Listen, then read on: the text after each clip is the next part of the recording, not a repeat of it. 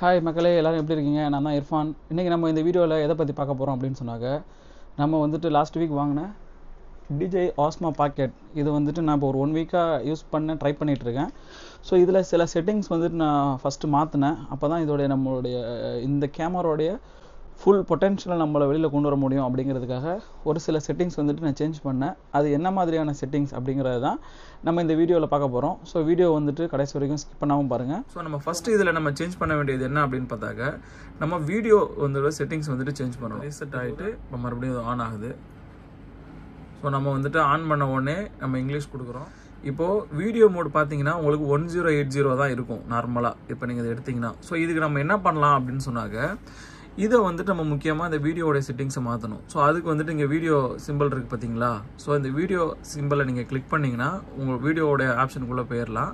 So இதில் நீங்கள் first change பண்ண வேண்டியது மெயினாக இருக்கக்கூடிய வீடியோவில் வந்துட்டு அதோடைய ரெசல்யூஷனை சேஞ்ச் பண்ணணும். ஸோ 1080 இருக்குல்ல, இதை நீங்கள் மேலே தள்ளினீங்கன்னா இதில் வந்துட்டு 4Kன்னு இருக்கும். ஸோ 4K 24 FPS கொடுத்துக்கலாம், இல்லை 30 FPS அதை வந்துட்டு நீங்கள் நார்மலுக்காக கொடுத்துக்கலாம்.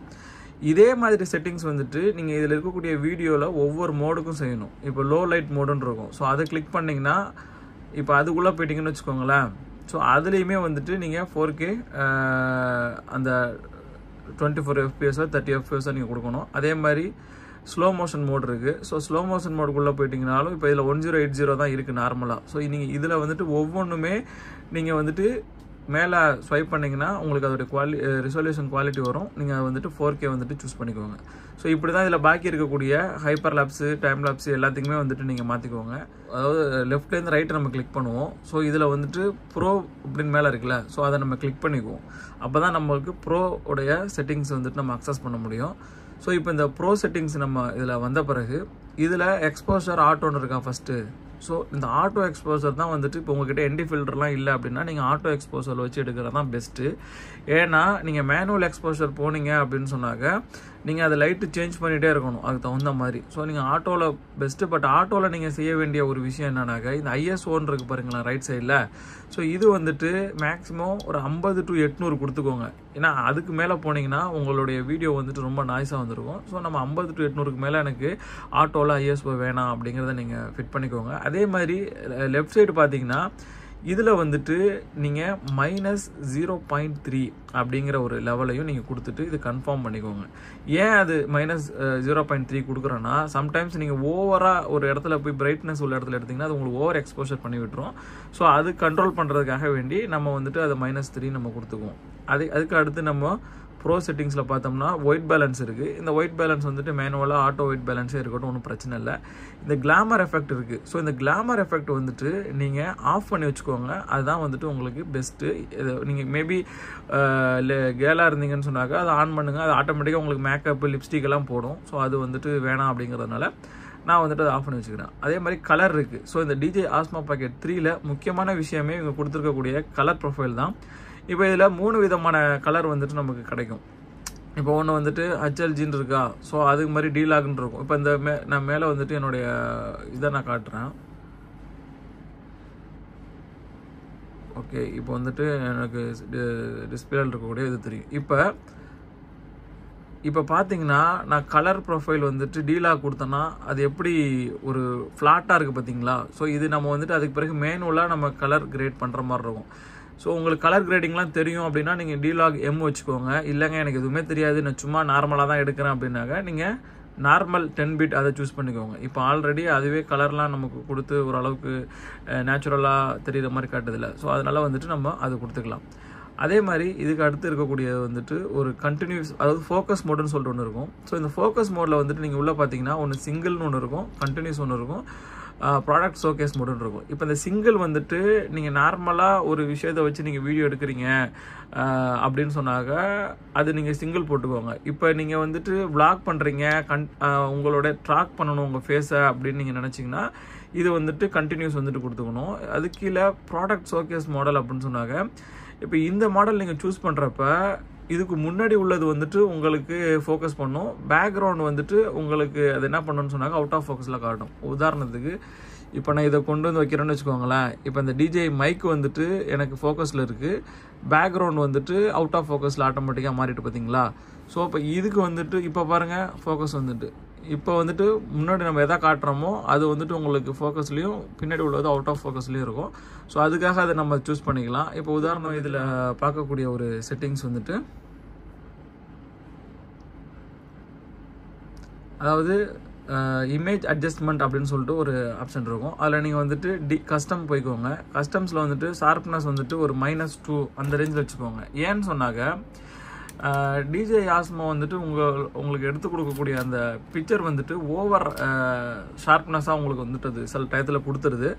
ஸோ அதனால் வந்துட்டு நம்ம என்ன பண்ணிக்கலாம்னாக்கா அது -2ன்னு வச்சுக்கலாம். நாய்ஸ் ரிடக்ஷன் வந்துட்டு நம்ம -1 வச்சுக்கலாம். ஸோ நான் செக் பண்ண வரைக்கும் இது ஒரு நீங்கள் வீடியோ எடுக்கிறப்ப நேச்சுரலாக இருக்குது. அதில் டிஃபால்ட்டாக இருக்க செட்டிங்ஸை யூஸ் பண்ணுறத காட்டிலும் உங்களுக்கு தேவைப்பட்டால் நீங்கள் ஷார்ப்னஸ் வந்துட்டு கொடுத்துக்கோங்க பின்னாடி போஸ்ட் ப்ரொடக்ஷனில். ஸோ அதுக்கு பிறகு நம்ம வந்துட்டு இது என்ன பண்ணலாம், கன்ஃபார்ம் கொடுத்துடலாம்.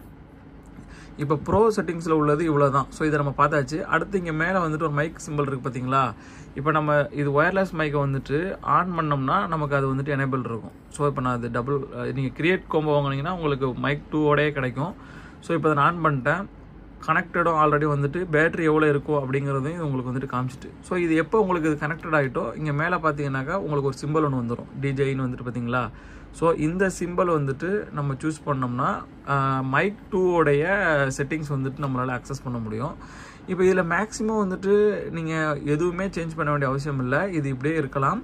பட் ஆனால் சம்டைம்ஸ் நீங்கள் வந்துட்டு ரெக்கார்ட் பண்ணுறப்ப உங்களுடைய இப்போ நான் இங்கே ரெக்கார்ட் பண்ணுறப்ப இந்த க்ரீன் கிட்டத்தட்ட 75% வந்துட்டு போகுது பார்த்தீங்களா.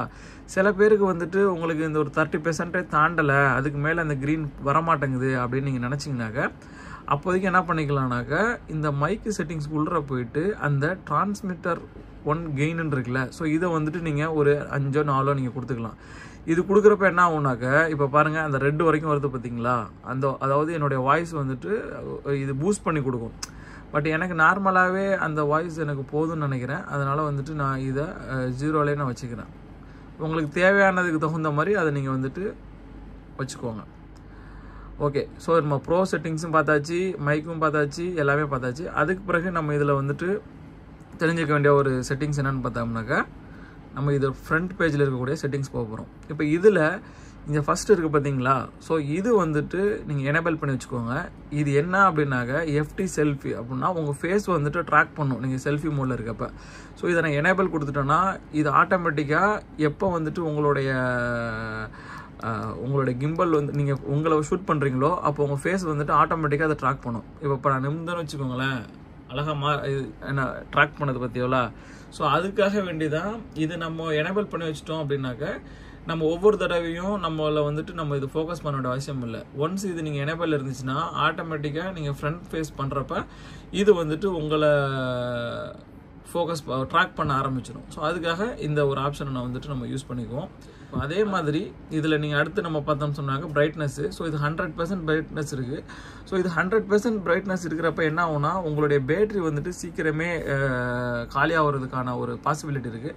அதனால் நம்ம வந்துட்டு மேக்ஸிமம் ஒரு 50%ல் வச்சு இதை நம்ம யூஸ் பண்ணலாம். இன்னும் நீங்கள் வந்துட்டு ஒரு டைம் லாப்ஸ்லாம் போடுறீங்கன்னா நீங்கள் இதை வந்துட்டு 0ல் கூட வச்சுருங்க. அப்போ தான் உங்களுக்கு ரொம்ப நேரத்துக்கு அதோட பேட்டரி வந்துட்டு உழைக்கும். ஸோ அப்போ அதை ஒரு 50%ல் வச்சுக்கிட்டு கூட நம்ம பண்ணலாம். பட் ஆனால் இப்போ நான் உங்களுக்கு மெனு காட்டணும் அப்படிங்கிறதுனால நான் பிரைட்னஸாக 100% வச்சுக்கிறேன். ஸோ இதை நீங்கள் சேஞ்ச் பண்ணிக்கலாம். அதே மாதிரி கீழே பார்த்தீங்க அப்படின்னு சொன்னாங்க இது கிம்பல் மோட்ஸ் வந்துட்டு உங்களுக்கு இருக்குது. ஸோ இந்த கிம்பல் மோட் பற்றி நம்ம பின்னாடி பார்ப்போம். நம்ம யூஸ் பண்ணுறதுக்கு தகுந்த மாதிரி அந்த கிம்பல் யூஸ் பண்ணணும். ஸோ இது கொஞ்சம் டீட்டெயிலாக பார்க்க வேண்டிய விஷயம். ஸோ அதை நம்ம பின்னாடி பார்ப்போம். இதுக்கு பிறகு நீங்கள் சேஞ்ச் பண்ண வேண்டிய ஒரு விஷயம்னா ரொட்டேஷனல் ஸ்பீடு அப்படின்னு இருக்குது. ஸோ அது டிஃபால்ட்டாக உங்களுக்கு இருக்கும். ஸோ அதை வந்துட்டு நான் என்ன பண்ணிக்கிறேன்னா ஸ்லோன்னு கொடுத்துக்கிறேன். ஏன்னா நீங்கள் ஃபஸ்ட்டு யூஸ் பண்ணுறீங்க அப்படின்னா இது வந்துட்டு நீங்கள் டிஃபால்ட் கொடுத்தீங்கன்னா உங்களுக்கு ஒரு ஷேக் ஆகிற மாதிரி இருக்கும் அந்த வீடியோவே. ஸோ அதனால் நீங்கள் அதை ஸ்லோ கொடுத்துக்கோங்க. ஸோ அது வந்துட்டு ஒரு பெஸ்ட் ஆப்ஷனாக இருக்கும். அதே மாதிரி இது சேஞ்ச் ஷூட் ஓரியேஷன் வந்துட்டு நீங்கள் வெர்டிகலாக ஷூட் பண்ணணும் அப்படின்னு நினச்சிங்கனாக்கா இப்போ இது உள்ளே போயிட்டு அதாவது போர்ட்ரைட் மோட் கொடுத்தீங்கன்னா இது ஆட்டோமேட்டிக்காக வந்துட்டு உங்களுக்கு மொபைலுக்கு தகுந்த மாதிரி ஷூட் பண்ணும். பட் நம்ம வந்துட்டு இது என்ன பண்ணலாம் அப்படின்னா ஆட்டோவில் கொடுத்துக்குவோம். அது ஏன் ஆட்டோவில் கொடுக்குறோம் அப்படின்னு சொன்னாக்க ஆட்டோ ரொட்டேஷன் கொடுத்துக்குவோம். ஸோ இப்போ ஆட்டோ ரொட்டேஷன் கொடுக்குறப்ப நீங்கள் ஆட்டோமேட்டிக்காக உங்களுடைய அந்த டிஸ்பிளேவை நீங்கள் திருப்பினீங்கனாக்கா உங்களுக்கு மேனுவலாகவே வந்துட்டு இது மொபைல் ஓரியன்டலுக்கு மாறிடும். ஸோ அதனால் அது எப்போவுமே இது ஆட்டோவில் இருக்கட்டும். ஸோ அதுக்கு பிறகு இதில் இருக்கக்கூடிய இதுன்னு பார்த்தா இங்கே மேலே ஒன்று இருக்குது பார்த்தீங்களா. ஸோ இது வந்துட்டு ஒரு கஸ்டம் மோட்ஸ். இப்போ நான் உங்களுக்கு என்னுடைய செட்டிங்ஸ் வந்துட்டு நான் சொல்லித்தரேன். இப்போ இதே மாதிரி வந்துட்டு வேறு யாராச்சும் உங்களுக்கு சில பேர் அந்த செட்டிங்ஸ் சொல்லுவாங்க நீங்கள் வீடியோ பார்க்குறப்ப. ஸோ அந்த செட்டிங்ஸ் வந்துட்டு நீங்கள் ட்ரை பண்ணணும் அப்படின்னாக்க நீங்கள் இதுக்கு தகுந்த மாதிரி நீங்கள் இதில் வந்துட்டு சேவ் பண்ணிக்கலாம். இதை நான் உங்களுக்கு லாஸ்ட்டாக சொல்கிறேன். என்னோடய செட்டிங்ஸ் எல்லாம் நான் செஞ்சுட்டு அதுக்கு பிறகு இதில் இருக்கக்கூடிய ஒரு ஆப்ஷன் பார்த்தோம் அப்படின்னு சொன்னாக்க இந்த செட்டிங்ஸ் மெனு. ஸோ இதுதான் முக்கியமான ஒரு மெனு. ஸோ இந்த செட்டிங்ஸ் மெனுவில் நம்ம ஃபஸ்ட்டு வந்துட்டு ஒயர்லெஸ் மைக் இருக்குது, அதில் பார்த்துருவோம். ஸோ அந்த ஒயர்லெஸ் மைக்கு ஆல்ரெடி நம்ம இங்கே கனெக்ட் பண்ணி வச்சுருக்கோம் அப்படிங்கிறனால உங்களுக்கு காட்டுது. ஸோ 80% பேட்ரி இருக்குது. இந்த 80% பேட்டரியை வச்சு நீங்கள் 14 மணி நேரம் ரெக்கார்ட் பண்ணிக்க முடியும் அப்படின்னு காட்டுது. நீங்கள் எல்இடி இந்த பிளிங்க் ஆகிறதுக்கு அதை எனேபிள் பண்ணி வச்சுக்கலாம். அதே மாதிரி நீங்கள் ஆன் பண்ணுறப்ப வைப்ரேஷன் சவுண்ட் வரதுக்கு இதெல்லாம் ஆனில் இருக்கட்டும். முக்கியமாக நீங்கள் எனேபிள் பண்ண வேண்டியது ஆடியோ டு வீடியோ சிங்க் அப்படிங்கிறத எனேபிள் பண்ணி வச்சுக்கோங்க. ஏன் இது எனேபிள் பண்ணணும் அப்படின்னாக்க, இப்போ நீங்கள் ஷூட் பண்ணிகிட்டு இருக்கீங்க ஒயர்லெஸ் மைக் வச்சு, நீங்கள் கொஞ்சம் தூரம் போயிட்டீங்க, உங்களுக்கு ரேஞ்ச் கிடைக்கல அப்படின்னாக்க உங்களுக்கு இந்த டிரான்ஸ்மிட்டர் வந்துட்டு உங்கள் வாய்ஸ் சம்டைம்ஸ் வந்துட்டு இது வீடியோவில் ரெக்கார்ட் ஆகாமல் போயிடும். அப்போது இது இன்பில்டாக வந்துட்டு என்ன பண்ணணும்னு சொன்னாக்கா உங்கள் ஒயர்லெஸ் மைக்கை உங்கள் வாய்ஸை ரெக்கார்ட் பண்ணி இது வீடியோ கூட வந்துட்டு உங்களை சிங்க் பண்ணிடும் ஆட்டோமேட்டிக்காகவே உங்கள் ரேஞ்ச் கிடைக்கிறப்போ. அதனால் இந்த ஆப்ஷன் ரொம்ப முக்கியமான ஒரு ஆப்ஷன். இதை நீங்கள் சூஸ் பண்ணி வச்சுக்கோங்க. அதே மாதிரி 32 பிட் ஃப்ளோட் ரெக்கார்டிங் இருக்குது. ஸோ இதுவும் ஆன் பண்ணிக்கோங்க. ஏன் இதை ஆன் பண்ணணும் அப்படின்னாக்கா உங்கள் அதாவது நம்ம ரால ஷூட் பண்ணுறோம்ல, ஸோ நம்ம ரால ஷூட் பண்ணுறப்ப நமக்கு அதில் என்ன கிடைக்குன்னா அதிகமான ஒரு டைனாமிக் ரேஞ்ச் கிடைக்கும். நம்ம வந்துட்டு அதை பூஸ்ட் பண்ணிக்கலாம், அதை நம்ம குறைச்சிக்கலாம். ஸோ அந்த மாதிரி நம்ம ஃப்யூச்சரில் வந்துட்டு நம்ம வாய்ஸ் ஏதாச்சும் சம்டைம்ஸ் வந்துட்டு ரொம்ப கம்மியாக இருக்குன்னா நம்ம இன்க்ரீஸ் பண்ணுறதுக்கு, பூஸ்ட் பண்ணுறதுக்கு, டிக்ரீஸ் பண்ணுறதுக்கு வந்துட்டு அதை நம்ம யூஸ் பண்ணிக்கலாம். இதேமாரி ஆட்டோ பவர் ஆஃப் வந்துட்டு ஆனில் இருக்குது. அந்த ஆட்டோ பவர் ஆஃப்னாக்கா நீங்கள் மேபி நீங்கள் வீடியோ வந்துட்டு ரெக்கார்ட் பண்ணல உங்கள் டிஜிஐயில் அப்படின்னா ஆட்டோமேட்டிக்காக ஒரு 15 நிமிஷத்தில் உங்கள் மைக் வந்துட்டு ஆஃப் ஆயிரும். ஸோ இதனால் உங்கள் பேட்டரி வந்துட்டு நீங்கள் சேவ் பண்ணலாம். ஸோ அதனால் இந்த ஆட்டோ பவர் ஆஃப் வந்துட்டு நீங்கள் ஆன் பண்ணி வச்சுக்கோங்க. ஓகேவா. ஸோ இதுதான் இதில் இருக்கக்கூடிய ஒரு ஆப்ஷன். அதுக்கு பிறகு கிம்பல் ஸ்டார்ட் அப் டைரக்ஷன் அப்படின்னு சொல்லிட்டு இருக்குது. இது ஃபார்வர்ட் பேக்வேர்டு இருக்குது. நான் என்ன பண்ணிக்க போகிறேன்னா லாஸ்ட் செட்டிங்ஸ் கொடுத்துக்கிறேன். ஏன்னா இந்த ஆப்ஷன் கொடுக்கறதுக்கு காரணம் என்னன்னாக்க, இப்போ வந்துட்டு நீங்கள் விளாக் பண்ணிட்டு இருக்கீங்க அப்படின்னாக்க, இப்போ உதாரணத்துக்கு நான் வந்துட்டு என் ஃப்ரண்ட் ஃபேஸ் வச்சு நான் அங்கே ட்ராவல் விளாக் பண்ணிகிட்ருக்கேன். ஸோ விளாக் பண்ணிகிட்ருக்கிறப்பே நான் ஒரு செட்டிங்ஸ் முடிச்சுட்டேன். இதை நான் இப்போ ஆஃப் பண்ணுறேன்னா இப்போ வந்துட்டு இதை நான் ஆஃப் ஆயிரும் ஆட்டோமேட்டிக்காக 3 செகண்டில். ஸோ இப்போ நான் மறுபடியும் இதை ஆன் பண்ணணும்னா ஆட்டோமேட்டிக்காகவே நம்ம லாஸ்ட்டு செட்டிங் கொடுத்துருக்கிறப்ப அந்த கிம்பல் வந்துட்டு என்னோடய ஃபேஸ் பார்த்த மாதிரி தான் இது வந்துட்டு திரும்பி நிற்கும். ஓகேங்களா. ஸோ இதுக்காக தான் நம்ம வந்துட்டு இந்த ஒரு ஆப்ஷன் நம்ம எனேபிள் பண்ணி வச்சுக்கணும். ஏன்னா நமக்கு டைம் வந்துட்டு கொஞ்சம் சேவ் ஆகும் அதுக்காக வேண்டி. Okay. So rotate screen to power off அப்படின்னு சொல்லிட்டு இருக்குது. இது 2 செகண்ட்ஸ் நெவர் அப்படின்னு இருக்குது. இது வந்துட்டு நம்ம இந்த ஸ்க்ரீனை வந்துட்டு ரொட்டேட் பண்ணுறப்ப நான் உனக்கு இதை ஆஃப் பண்ணணுமா இல்லை வந்துட்டு ஃப்ரண்டில் ரெக்கார்ட் பண்ணணுமா அப்படிங்கிற மாதிரி இது கேட்குது. ஸோ இதை நான் 2 செகண்ட்ஸே கொடுத்துக்கிறேன். உங்களுக்கு அது ஆஃப் ஆகக்கூடாதுன்னா நீங்கள் நெவர் கொடுத்து வச்சுக்கலாம். நவ்வு கொடுத்தீங்கன்னா அது உடனே ஆஃப் ஆயிரும். ஸோ அதுக்காக வேண்டி இந்த ஒரு ஆப்ஷன் வந்துட்டு அதில் இருக்குது. ஸோ வியரபிள் மோடு இது தேவையில்லை. நம்ம ஸ்லைடர் கண்ட்ரோல் அப்படின்னு சொல்லிட்டு ஒன்று இருக்குது பார்த்தீங்களா. ஸோ இந்த ஸ்லைடர் கண்ட்ரோல் வந்துட்டு ஜூமுன்னு இருக்குது. அதை வந்துட்டு நான் கிம்பல்னு கொடுத்துக்கிறேன். இந்த ஸ்லைடர் கண்ட்ரோல் என்ன அப்படின்னு பார்த்தீங்கன்னு வச்சுக்கோங்களேன். இப்போ இந்த இடத்துல சைடில் வந்துட்டு உங்களுக்கு பட்டன் இருக்குது பார்த்தீங்களா. ஸோ நீங்கள் இந்த உங்களோட ஜாய்ஸ்டிக்கை நீங்கள் தள்ளுறப்ப இது வந்துட்டு இப்போ உங்களுக்கு ஜூம் ஆகும், டிஜிட்டல் ஜூமு. ஸோ இந்த ஒரு பட்டன் இருக்குல்ல, ஸோ இது வந்துட்டு கிம்பலோடைய ஒரு மூவ்மெண்ட்டுக்காக வேண்டி உள்ளது. ஸோ இப்போ அதை தான் நான் வந்துட்டு அங்கே சூஸ் பண்ணி வச்சுருக்கேன். இந்த ஸ்லைடர் கண்ட்ரோல் வந்துட்டு எனக்கு ஒரு ஜூமுக்காக வேண்டி இருக்கட்டும் அப்படிங்கிறதுனால. அடுத்ததில் நம்ம வந்துட்டு என்ன பண்ண போகிறோம்னா இந்த செல்ஃபி ஃப்ளிப்புன்னு இருக்குல்ல, ஸோ இதை வந்துட்டு நம்ம ஆஃப் பண்ணி வச்சுக்குவோம்.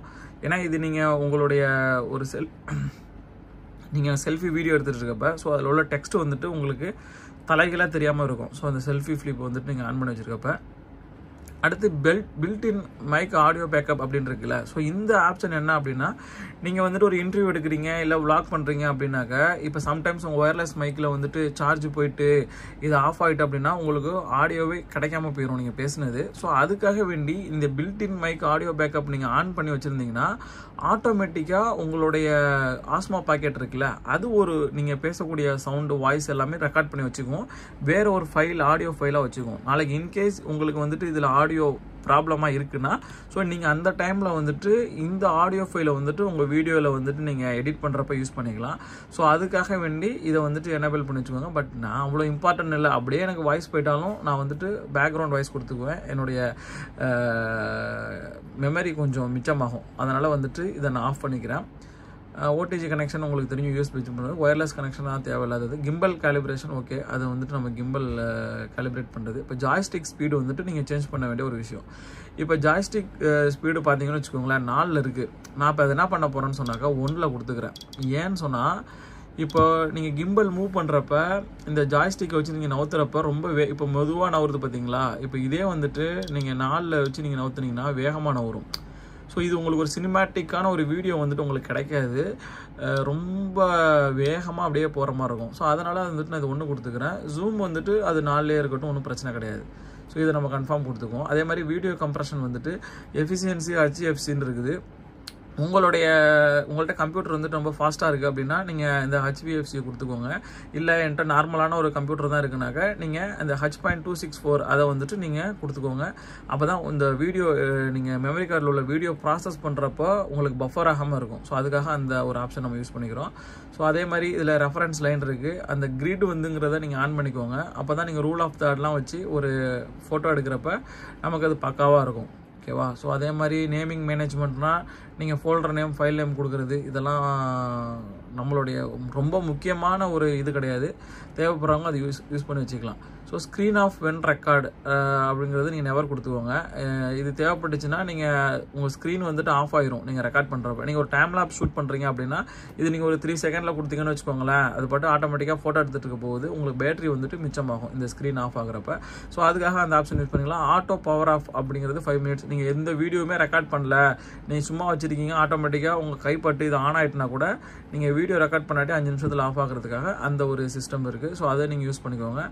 அதுக்கு பிறகு இதில் நம்ம எல்லா விஷயமும் பார்த்துட்டோம். ஸோ இதுதான் இந்த டிஜேயில் வந்துட்டு நம்ம பயன்படுத்த வேண்டிய ஒரு செட்டிங்ஸு. ஸோ இந்த ஃபஸ்ட்டு உங்கள்கிட்ட லாஸ்ட்டாக சொல்கிறேன்னு சொன்ன பார்த்தீங்களா.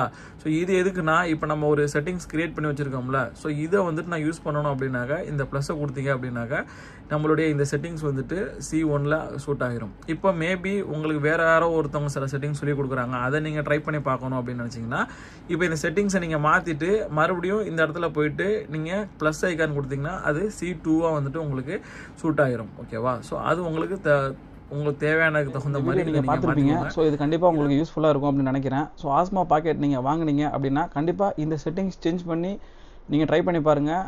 உங்களுடைய வீடியோஸ் வந்துட்டு வேறு லெவலில் இருக்கும். ஆஸ்மா பாக்கெட் 3 பற்றி நீங்கள் நிறைய விஷயம் தெரிஞ்சுக்கணும் அப்படின்னா நம்மளுடைய இர்ஃபான் கிளிக்ஸ் அப்படிங்கிற யூடியூப் பேஜை சப்ஸ்கிரைப் பண்ணுங்கள். அதே மாதிரி இன்ஸ்டாகிராம்லையும் இர்ஃபான் கிளிக்ஸ் அப்படிங்கிறத ஃபாலோ பண்ணுங்கள். ஸோ அதுலேயும் வந்துட்டு நம்மளுடைய வீடியோஸ் வந்துட்டு கண்டினியூவாக வந்துட்டு இருக்கும். ஸோ அடுத்த வீடியோவில் உங்களை நான் சந்திக்கிறேன். பாய்.